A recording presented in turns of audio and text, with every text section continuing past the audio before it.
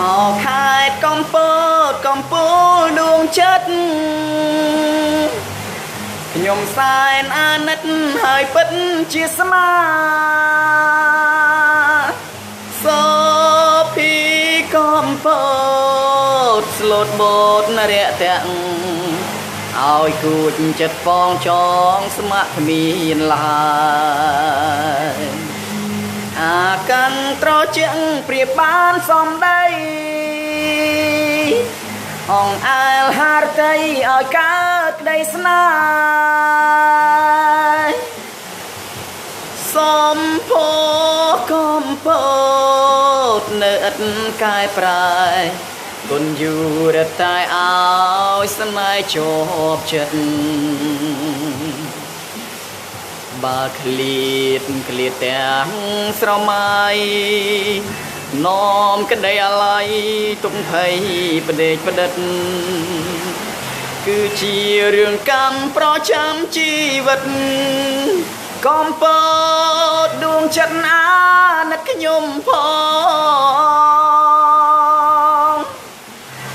កំពតពោពេញលលេងឡើងថ្មីគេសលអកជ័យកបចិនដាបងថ្ងៃណានឹងបានប្រានបីត្រក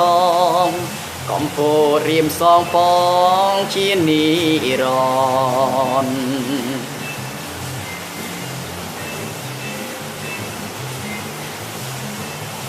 អោខេត្តកំពតកំពូលដួងចិត្តខ្ញុំសែនអាណិតហើយពិតជាស្មាសូភីកំពតស្លូតបូតនរៈទាំងឲ្យគួចចិត្តផងចងស្ម័គ្រគ្មានឡើយអាកាន់ត្រជាក់ព្រៀបបានសំដីអងអែលហារតីឲ្យកើតក្តីស្នេហ៍សំភោកំពតនៅឥតកែប្រែគុណយូរតែឲ្យស្នេហ៍ជាប់ចិត្តបើឃ្លាតទាំងស្រមៃនោមក្តីអាល័យទុំភ័យបដេកបដិតព្រោះជារឿងកម្មប្រចាំជីវិតកំពតដួងចិត្តអាណិតខ្ញុំផងកំពតពោពេញលលេងឡើងថ្មី